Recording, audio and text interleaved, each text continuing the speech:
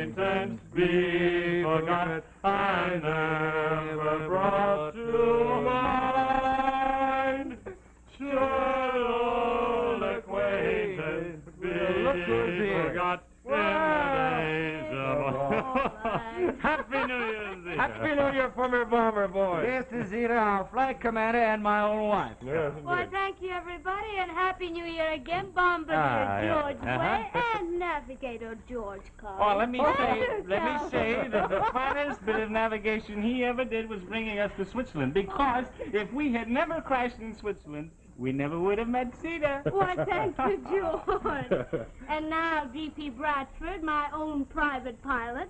Bonne chance et bonne santé. Hey. Yeah. And am I glad we're all alive together? And now, what do you say we all pass out? Well, that's a fine house.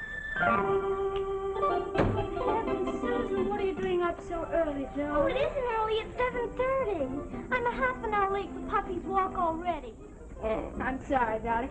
Do you know, George, that Susan loves staying here at the Commodore? Because this way she can go every morning for a walk in Grand Central with her dog, Puppy. Puppy likes to walk on marble floors. I know, darling. Come on, I'll take you to the elevator.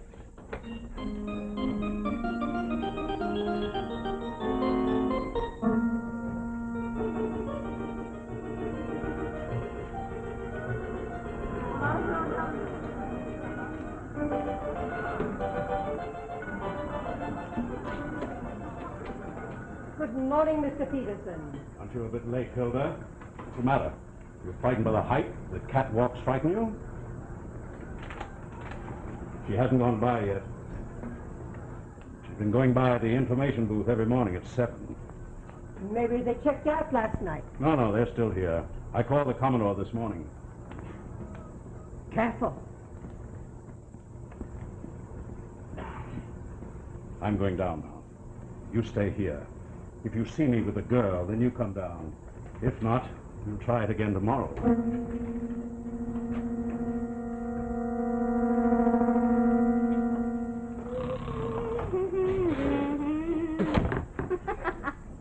Well, Susan's bed is empty. Somebody can have it. Well, I'll settle for the sofa right here. All right. Andy, you take Susan's room. I'll fix the bed. Hey, come on. Oh, wait a second, honey. I'll give you a hand. Here, hold this, will you, boy?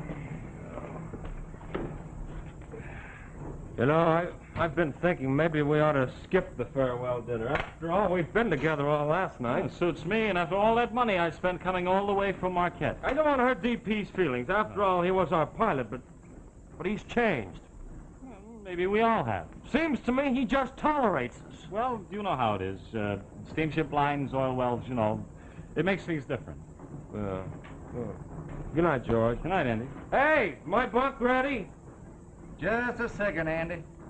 Will you tell me why the devil you asked them to stay here? Darling, they're your best friends. I know, but I'm so bored. You didn't used to be. Yeah, well, Andy used to be a first-rate navigator. Now he's a certified public accountant, and he bores me to death. He'll hear you. Yeah, and that other one, George, the backcountry hick he turned out to be. Why the devil did you drag me all the way down here from New Orleans? Please, darling, it's only one more day. Oh, me. Well, son, I'd be proud to tell you that your bunk is ready. Well, thank you, DP. It's been wonderful seeing you. Wonderful seeing you, son. Good night, Zita. Good night, Andy. Good night, son. Well, George, mighty nice to see us. Yeah, me too, DP. Come along, honey. You go along, darling. I'll wait for Susan. I'll just do it. Good night, all.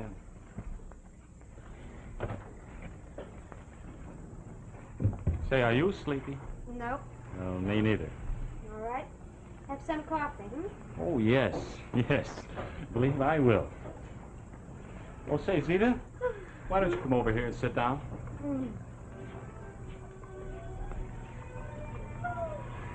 Oh. You know, we've been so busy being gay, I haven't had a chance to talk to you. How are you? Oh, happy-go-lucky. Always am, I guess. You know, that must come from living in the woods. Yeah. I like to fish in the summer, hunt and trap in the winter.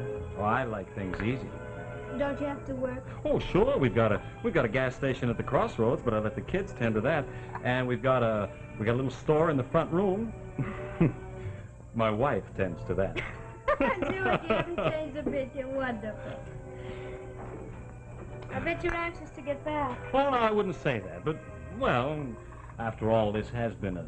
Admit it, George. Well, admit what? That our little reunion has been one big flop, hasn't it? Well, what do you expect? Years go by and things change. They sure do. Well, even a tree changes. Some grow tall and some rot their hearts out. Am I right? You're right, but I won't admit it. Because you had such a wonderful friendship, you three. Yeah. You'd gone through so much. And out of all that came this deep bond, in spite of everything cruel and selfish and cynical. But that was 8 years ago. I don't care if it was 100 years ago. It's too good to lose. Here, drink your coffee. I guess that's life, Zita. The good things just don't last.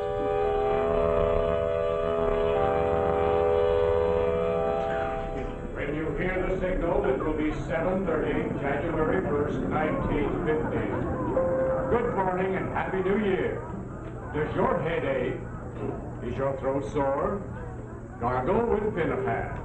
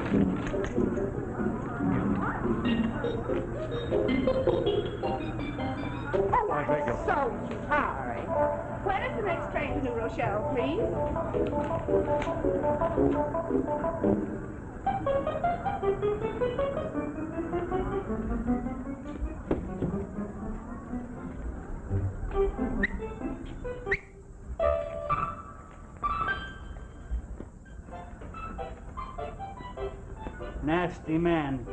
Such a nice donkey, and he wouldn't let us play with it. But he won't find us in here. Nobody ever comes in here. Not this early, anyway. The place is like a tomb.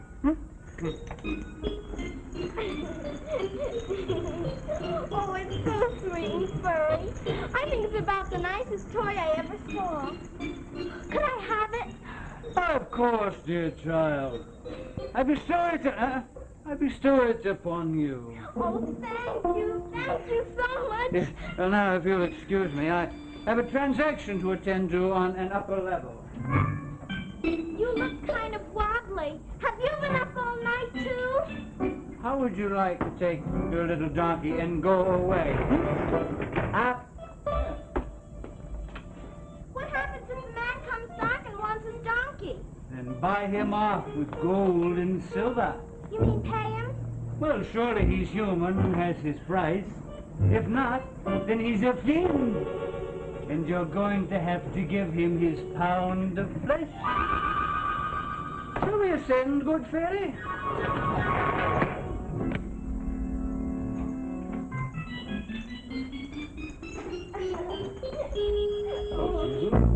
Are you going to take away your donkey now? Now sit down. Come, please, sit down. Now, that all depends. Will you sell it to me? Now, I tell you what, Susan. I'll take it up to my office, and then we can call your daddy and ask him for the money. Huh? All right.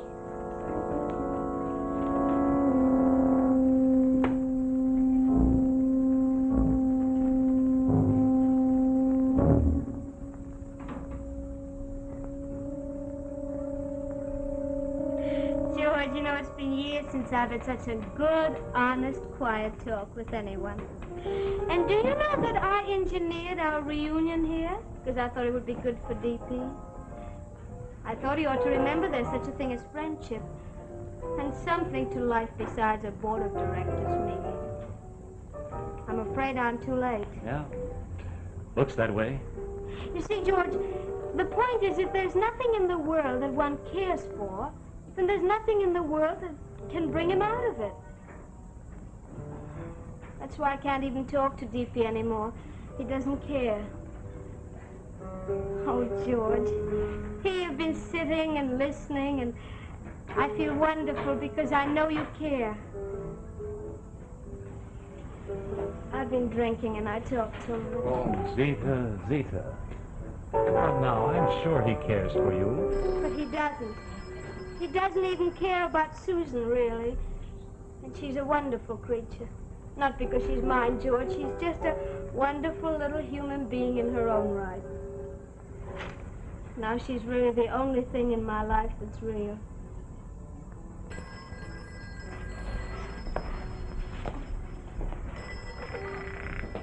Hello? Who? What? I don't understand. Oh, dear God. Get the operator to trace this call quickly, George. Yes, please. Tell me again. 24 hours to get the money. But the banks are closed. It's New Year's. 36. And you let us know where you want the money. I don't understand. Please don't do anything to Susan, please. Hello. This is the girl's father. There's no doubt about that money. You just tell us when, where, and how much you want. The police? No, of course it wouldn't. I swear it. What? Go to the front door. She says there's a message. Hello, listen to me. You harm one hair of that child's head, and I'll hunt you down if it takes the rest of my born days. You're not Susan's little boy. Hello. Operator, please try and trace that call. Hello, operator. Hey, I got it. It's a phone booth in Grand Central on the lower level. No. What is it, honey? What is it, baby? Let me see.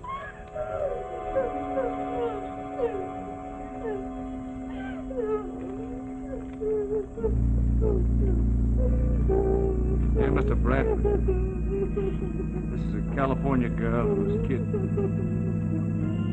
This is what happened to her when her parents went to the police.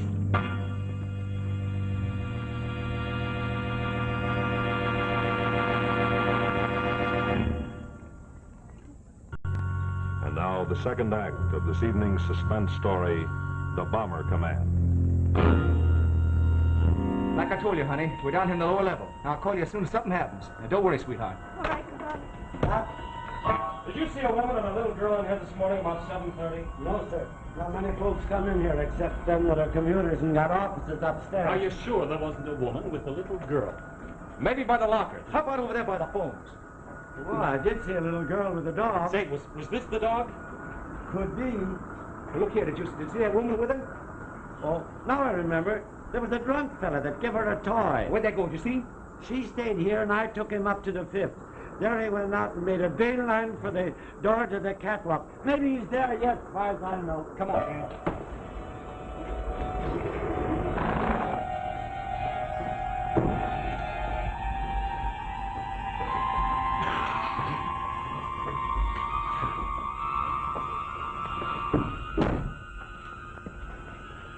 Look down there. Hey, this is high up. That information booth looks like a little church way down there. What do you say, DP? Doesn't that give you that old feeling? Hey, that's Lexington Avenue.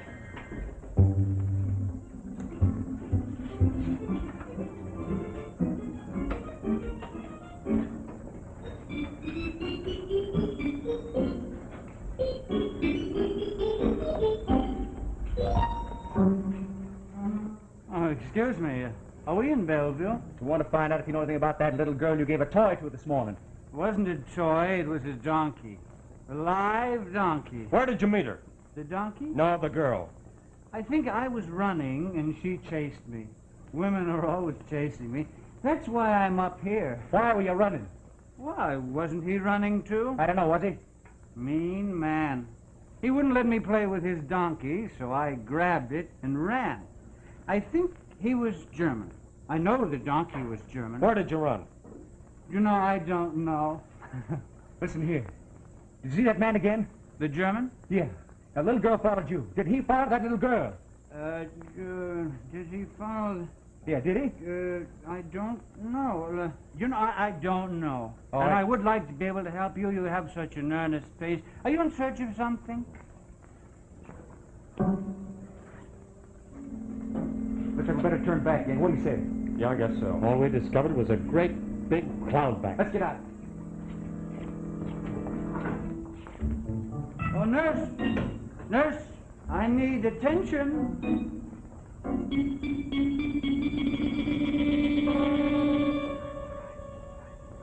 Dear Daddy, please get the $30,000 by tomorrow morning at 11.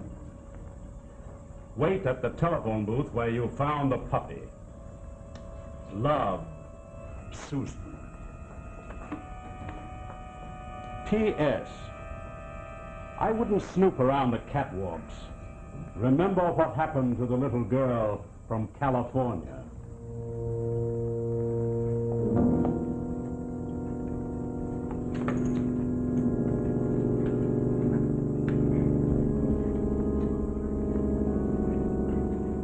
When you hear the signal, the time will be 10:30. Darling, please can't I go with you? I think you better stay here, sweetheart. They're not going to come for the money to the phone booth. No, that will be a call arranging rendezvous. See, the way Andy's got things figured, that gang's operating right at the Grand Central. From where the calls have come from, and from figuring the time between things, I'm certain of it. Well, it's a perfect plan. All they have to do is rent an office and then put up a front. And then all I have to do is wait for some simpleton from New Orleans to come along with his little girl in his left hand and $30,000 in his right. Honey, I want you to stay by the phone. We might get mixed up and have to call in. I'll wait. Hurry. Come on, man.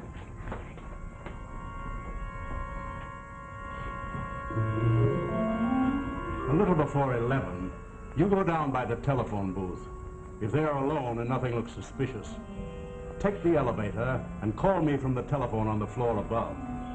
Yes, Hans. As soon as I get your call, I'll call them and give them the place of meeting. Then I'll take the child and I'll go and wait for them. Do I come back here? Yes, I'll bring the money here. You get your 7,000, then we can go. About 11:15. Exactly 11:15. Fellas, been a question's been bothering the devil out of me. Now, suppose this all goes according to Hoy. We get back Susan, the man gets his money. Is everybody supposed to be quits then? I mean, these people are out and out characters. Now, look here. The way I figured is this.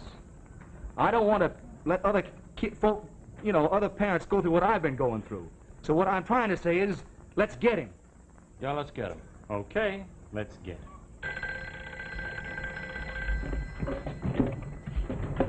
Hello? Oh, it's you. It's Zita. Never mind about George's gun. Yeah.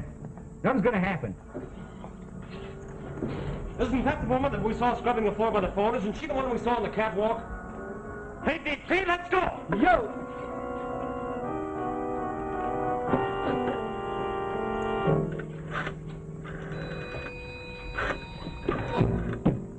You don't want to make that call. Come on, start talking.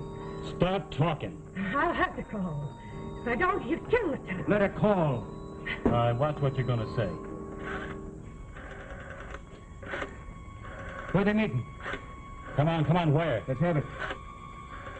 At the catwalk. Hello, Arnold. Everything's clear. It's all right. You get up on that catwalk. Okay, I got it. Listen, I'm going to catch a phone call. Be sure to bring that woman along.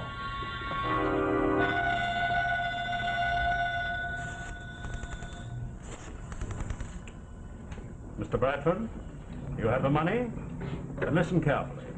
In 5 minutes, you will place the money in a briefcase at the center of the glass walk where yesterday you met the drunk. You will then withdraw to the south end and stay there. Do you follow? Well, what about my little girl? How do I know she's still alive? When you enter, you will see me standing at the opposite end with her. She will go to the center, pick up the briefcase, and bring it to me. If she does not, I will shoot her. When you see me leave by the north door, you may then call your daughter to meet you. Do you agree? Yes. Yes, of course I agree. Yes. Can't you get rid of her somewhere? Can't let her go. Put her in that broom closet we discovered the dog. 376, please. Hello, Zita? Now listen carefully. You remember that catwalk that Andy drew on that map? Reckon you find it? Good girl. Now I want you to be in the downtown end. I think you're going to see our daughter. Yeah, looks like everything's set, honey. It's going to be a milk run. That's it, sweetheart. I'll see you.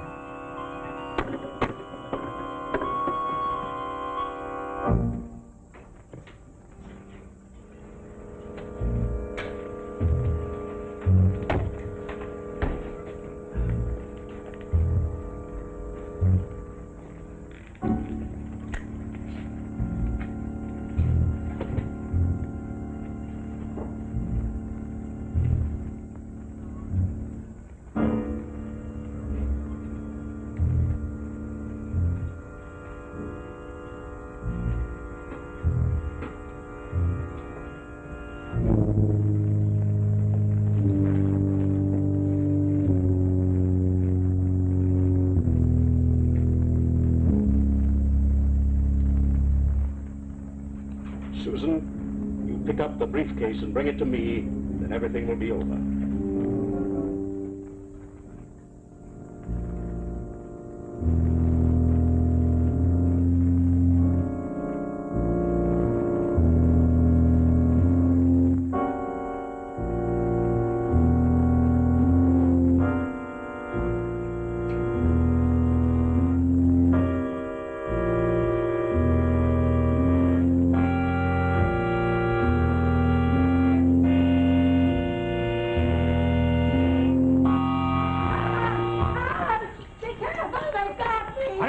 Mr. Bradford.